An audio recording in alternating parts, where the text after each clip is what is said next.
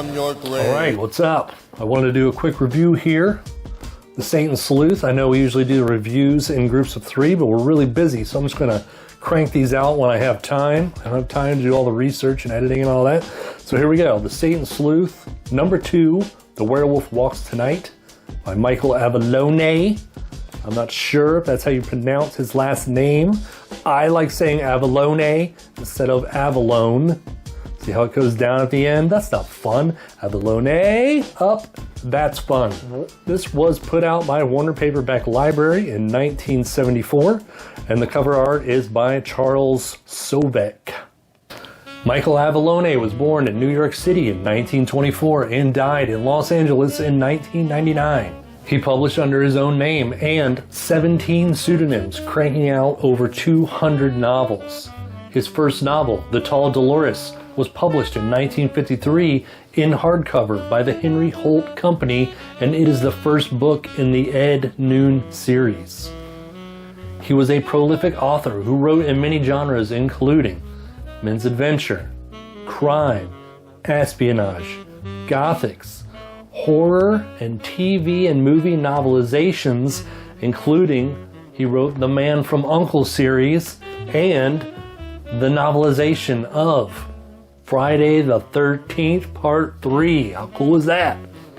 He is known and celebrated for his schlocky, simple prose. He was a pure pulp writer, and his books are the power chord punk of action and suspense. When they hit the mark, that is.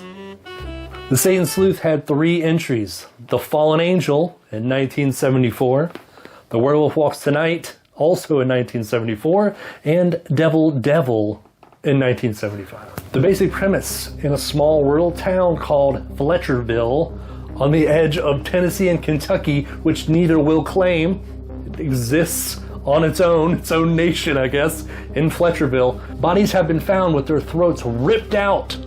Rich vigilante do-gooder Phillip St. George, aka the Satan Sleuth, he knows when evil is at hand, so he jumps in his private helicopter and hightails it over to Fletcherville to solve the case of the werewolf stalks at night. The werewolf walks tonight. All right, the book starts with our local church deacon, local Fletcherville church deacon, hanging upside down from a tree, flayed to shreds. We then meet our hero, Phillip St. George, aka the Satan Sleuth. We get his quick backstory, which you can probably guess.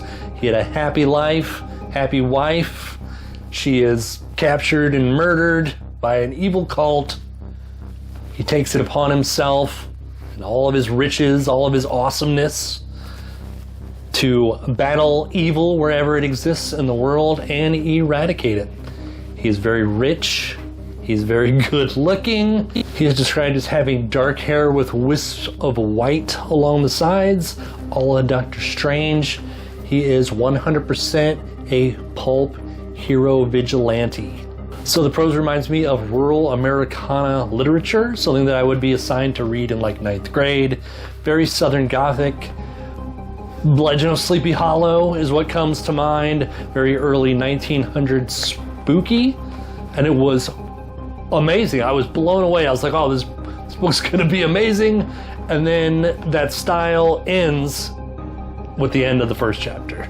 There have been legends of werewolves in the nation state of Fletcherville for hundreds of years.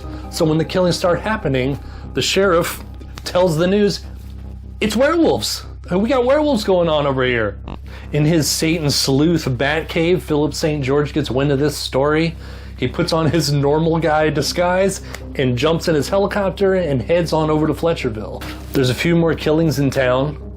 One of the killings happens on a farm where a very beautiful and extremely stupid woman and her mother live.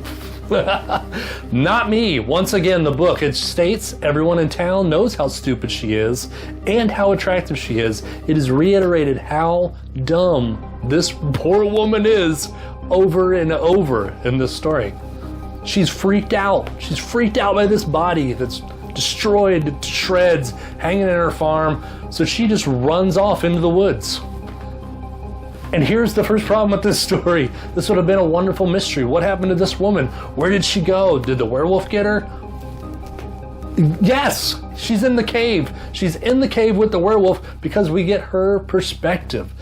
Such a bummer. Missed mystery opportunity here. Phillip St. George, Satan Sleuth, investigates at a turtle's pace. This is slow. You get lots of other people's perspectives, what they think is going on, what the monster might be, their fears, I don't know. It was so boring. There is lots and lots of talking and thinking in this. And that is one thing we do not appreciate around here, is lots of thinking.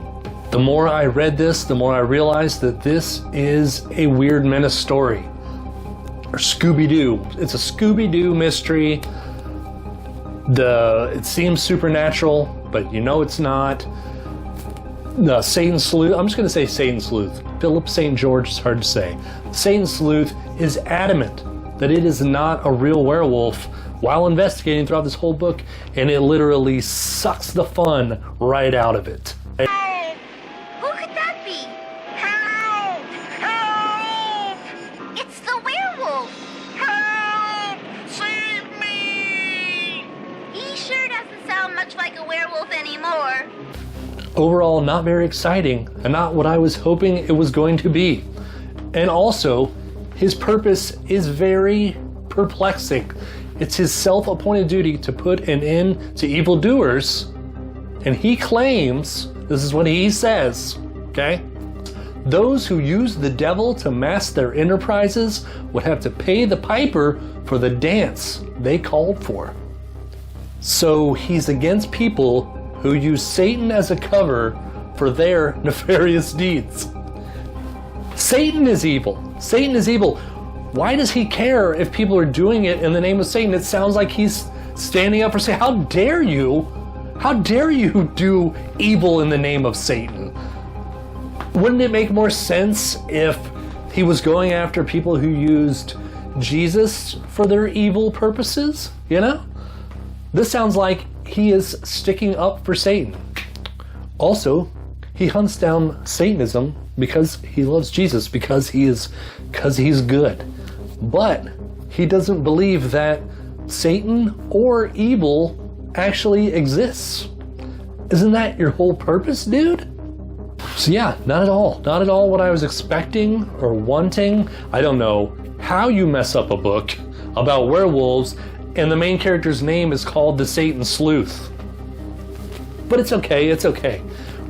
We still get very excited when we see Michael Avallone books out in the wild, and we will forever pick them up, because if nothing else, they will be ridiculous, and it will probably be fun, though this one was not. I did read The Butcher Hoodoo Horror. Hold on a second. I did read The Butcher Hoodoo Horror here, this men's adventure book written by Michael Avallone, and it was a lot of fun. Just look at that. He's great. Don't give up on him just because the Satan Sleuth stinks. A lot of S's there. And that's it. That's all we're going to do today. Thanks for watching.